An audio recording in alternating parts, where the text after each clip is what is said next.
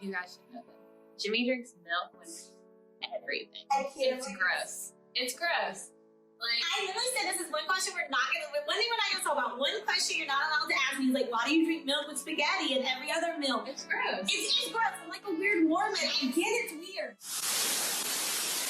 Hey y'all, it's your girl Jemmye, and welcome back to my channel.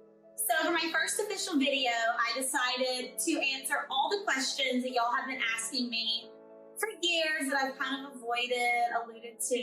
You know what? I'm finally gonna give you the real tea. And who better to give the tea than my best friend for 20 years? Most of you know her, Lori. Cheers. Cheers, babe.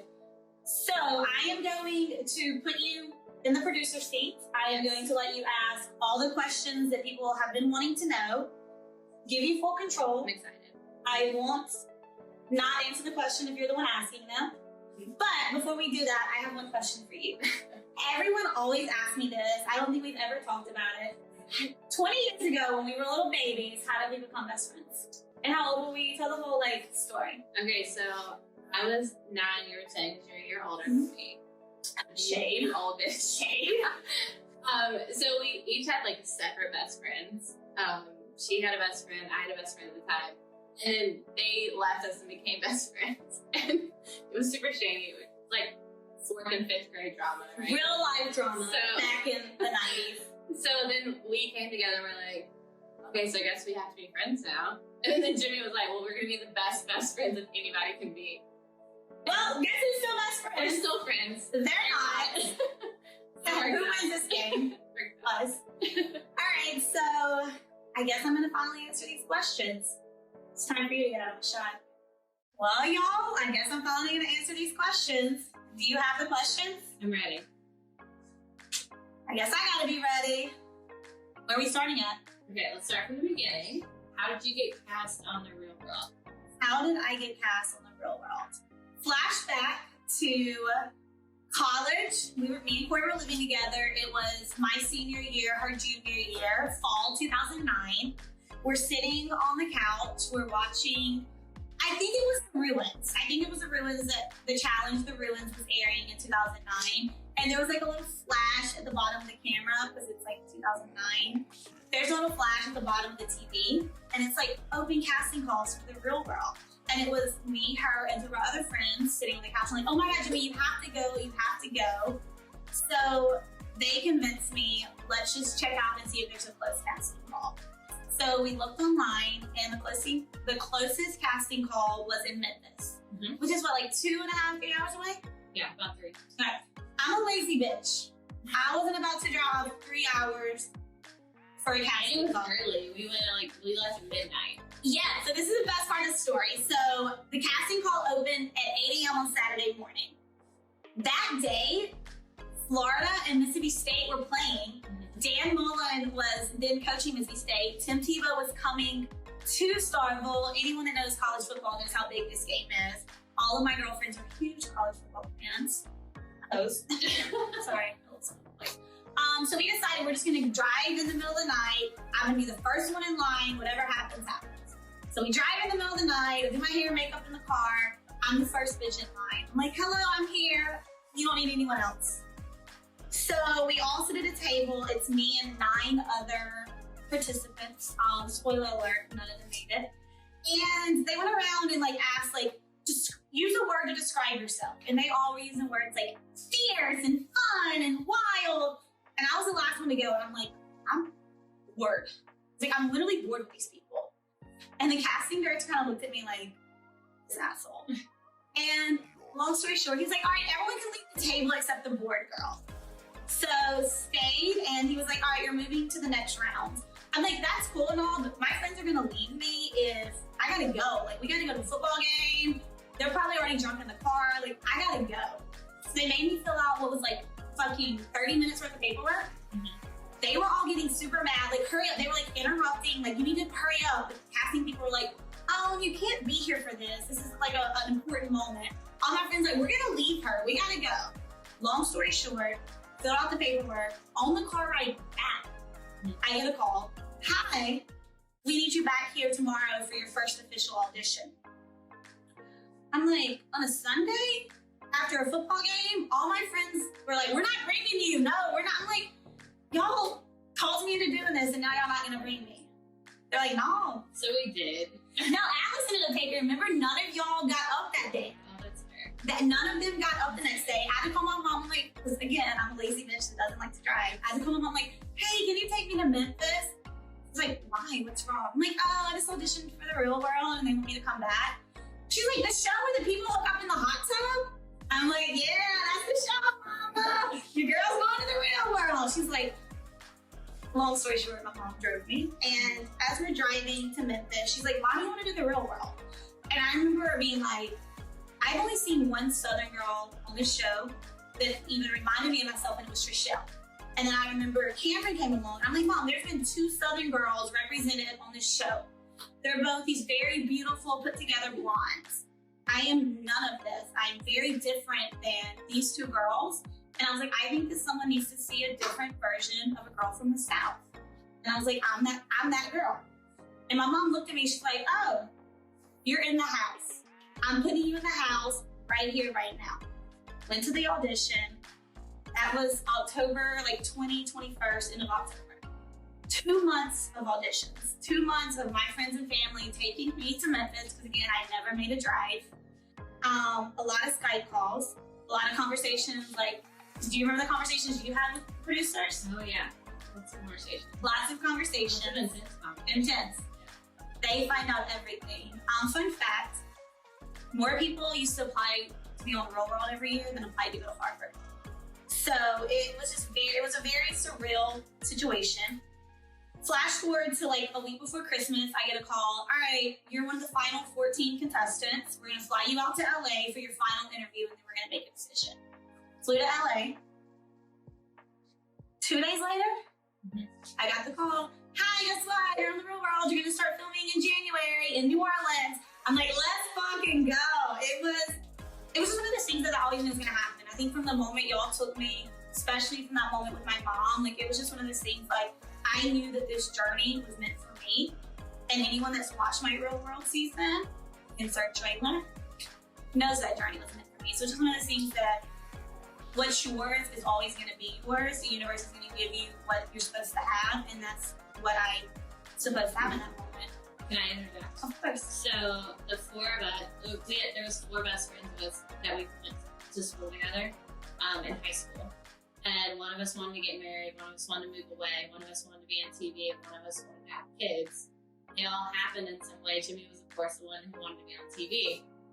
So it all happened. Yes. We all had like different goals at the time, but it all came to fruition. And I remember from seeing Trishelle that day in Real World Las Vegas, we were young in junior high, maybe high school. The moment I saw Trishelle, the moment I saw Cameron, I was like, yep, there's gonna be another Southern girl. She's gonna be way different than these pretty blondes. And hello, it's me. And that's my story.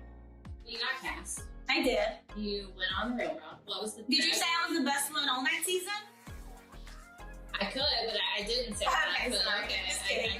Nine was a close second. I do think I was the MVP of Real World. Shout out Ashley, but that's fine. Who? Ashley? She got cameras on? No. Love her.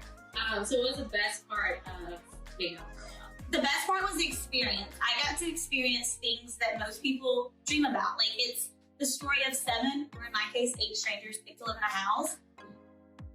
People don't get to do the Real World. So many people audition, so many people have the dream of doing the Real World, and just to be a 21-year-old kid from Mississippi, the first ever female from Mississippi cast on the Real World, it just felt really cool to do something that I know was special. And it was special from the moment I went to my first casting call, to the moment I got that final call, to the moment I walked into that house. I just knew that I was embarking on an experience that was going to forever change my life. What is the worst part of the Real World?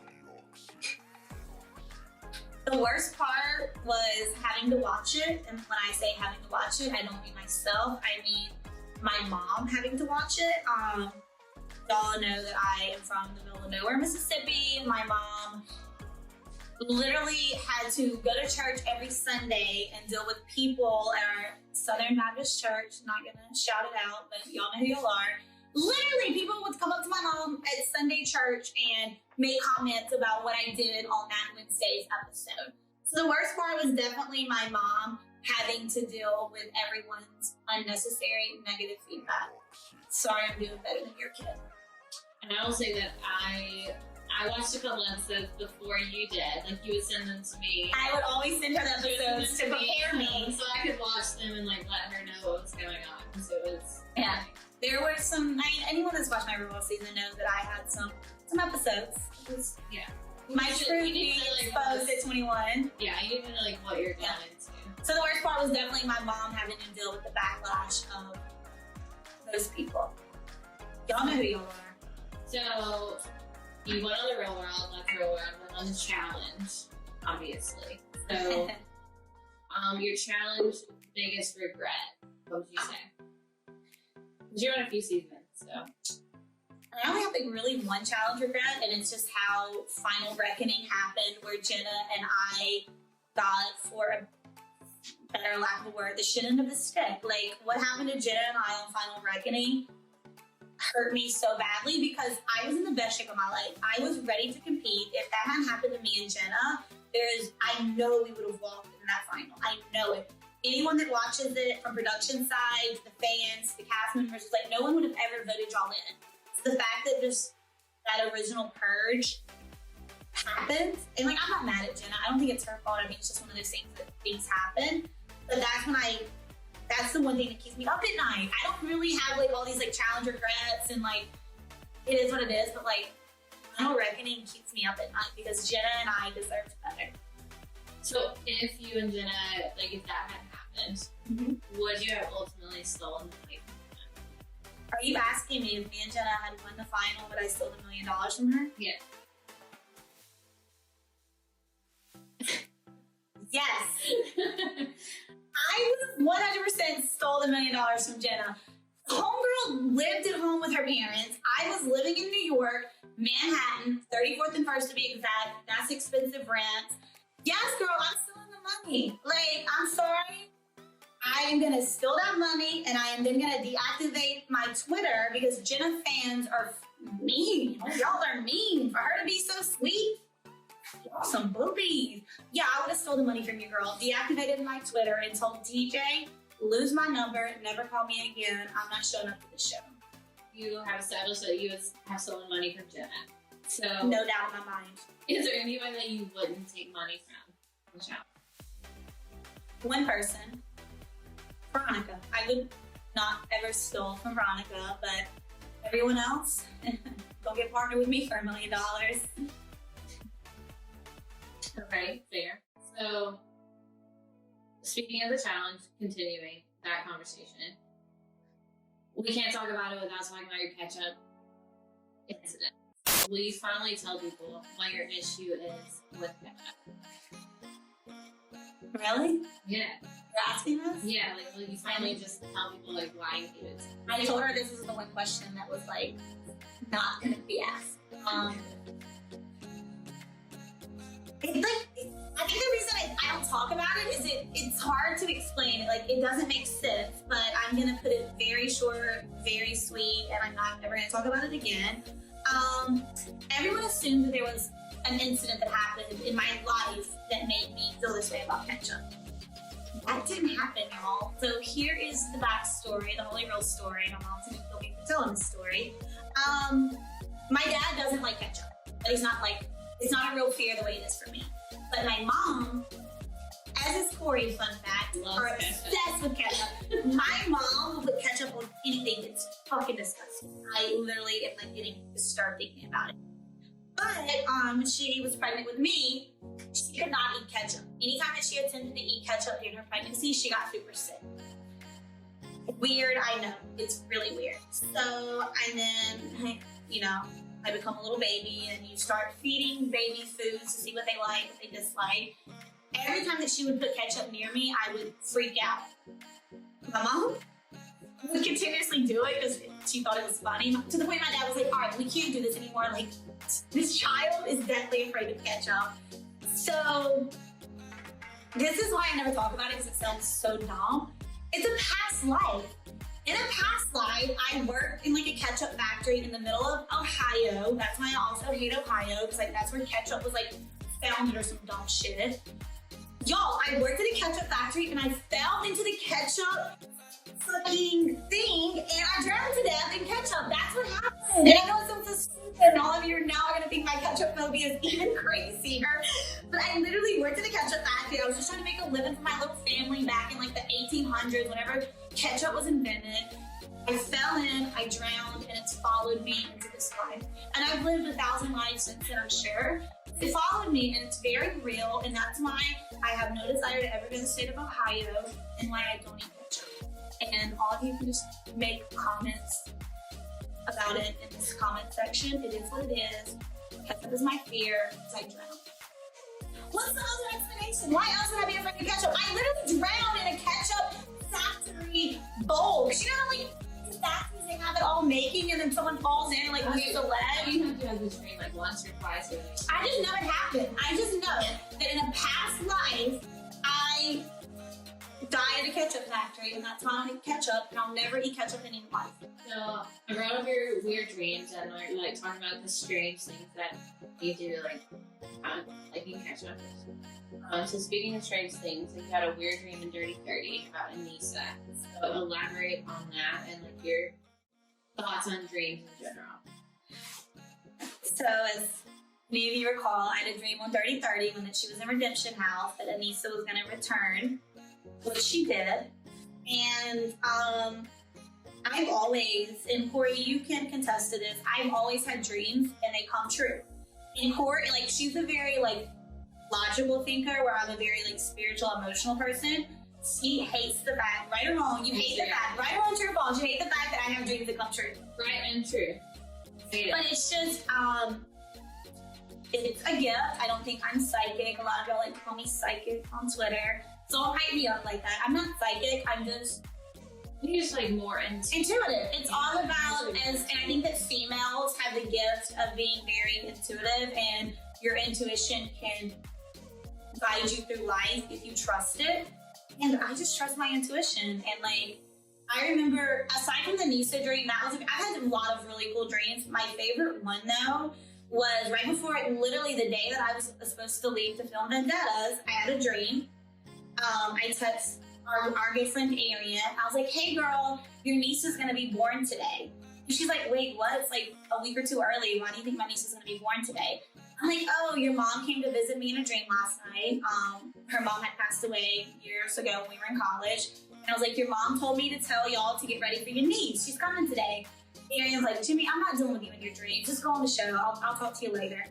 She literally texts me an hour later. She's like, bitch, Emery's here. So yeah, I just have these dreams, and I think that everyone has the ability to be in touch with their intuition. Some people are just closer to that power, and I am sitting on the sun when it comes to that. So I think maybe like some people are more receptive to it. That's what it all boils down to. I always tell you that. I'm like, I believe in this power, so therefore the power believes in me. It's all about, if you believe in me, I'm gonna give you what you deserve, type of thing. Y'all don't get me started on that. Right or wrong, true or false, that's not what you want. That's true. Let's talk about that another day. Okay, so you're not on the next challenge, but you're doing a dating show. The Peak, allegedly. Can you tell us anything about it? I will tell you, once the show airs, I will be doing weekly recaps. I will not hold back in those recaps. I can't talk about the show yet. You know I'm gonna come in as an ex. I know a lot of you are confused about whose ex I come in. Am I Nicole's ex? Am I Marlon's ex? Am I both of their exes? Watch the show.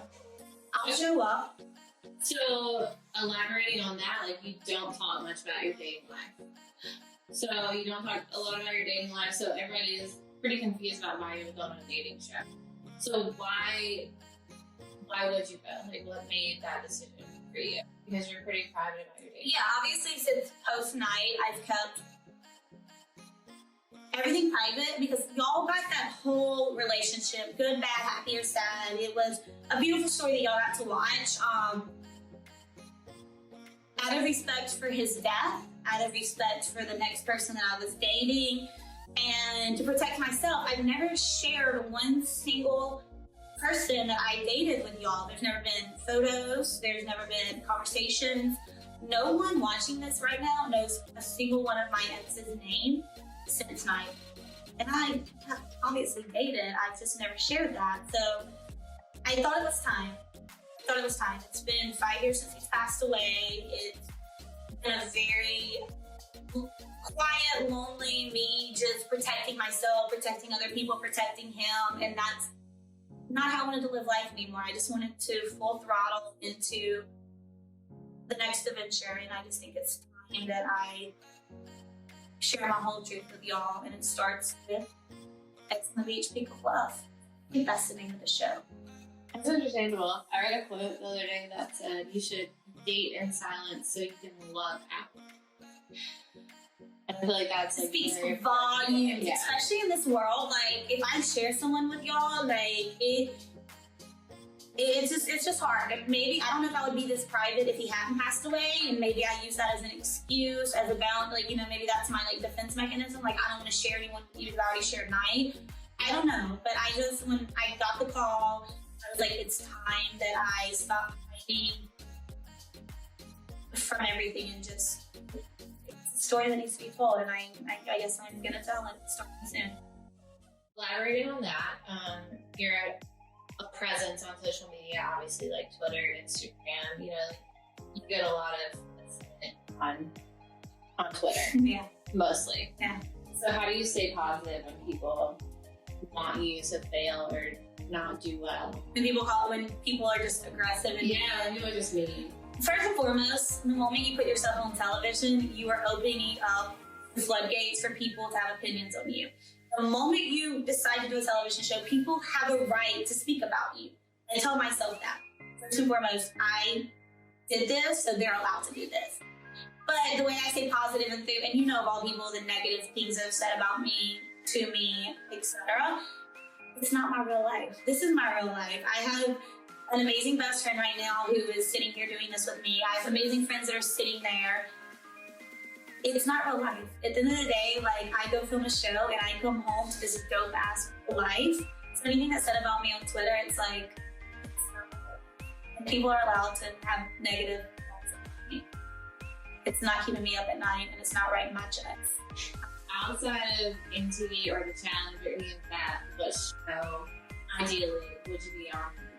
If it was a competition show, easily Big Brother, but I don't want to do competition shows. I don't want to do shows where I go sit in a house and film for 3 weeks, 4 weeks, a month, etc. I want to do a show where you see my real life. If I want to do a show where you see my real life, then what other show to be on in Southern Charm, New Orleans? Like, when people think about New Orleans, they think about me. Like I would love to do Southern Charm, New Orleans. That is a show that I belong on, and I think they need me. We briefly touched on Night and like your dating life and all those things. Do you want to answer questions about him right now? Like people are invested in a relationship. Do you want to answer questions about that right now, or is that something you want to touch on? It's 5-year anniversary. Yeah. I think that with the 5-year anniversary of his death coming up, I only knew him for 4 years. He, in about 3 weeks, is going to be dead longer than I ever knew him. And that is a lot to process. So I have decided that my next video is going to be a tribute to him. I'm going to tell everything. Our story together, the good, the bad, the happy, the sad, the dealing with life after him. So yeah, that's going to be my next video in honor of his death, 5 years. I am just going to speak on it. I've never spoken on it. I've done one article with People Magazine. But that's the next video you can expect. Just a true story, the raw, the good and the bad of me and Night. I know that he would approve, and that's all that matters. But I'm going to let y'all in and tell the real story. Well, my last question for you. Mm-hmm. Very serious. Oh, It's bothered me for a very long time. okay. Why does your handwriting suck so bad? Like, can we get on this? Like, it's so bad. You write like a 7-year-old boy. Like, can you tell me more about that? This feels like a personal attack, and I have answered all of her very, very intrusive questions. And you know what? I'm not answering this one. It's time for you to exit the producer chair. Because this is still my show, bitch, and I don't have to answer anything that I don't want to answer. But you know what? To officially wrap the first video that I made, I have a little game plan. So how about you follow me and see what happens? I'm doing the producing now, y'all. Let's go, bitches. Oh, wow. Oh, it's bright. Welcome to heaven. None of you are actually going there, so enjoy this. I know. I appreciate all of you embarking on this first video with me. And to celebrate, you're all gonna chug a Miller Lite. So let's go, team. Yes. Yes. Producer Jimmy, come by. Cheers, bitches. I love all of you. Here. It's a wrap.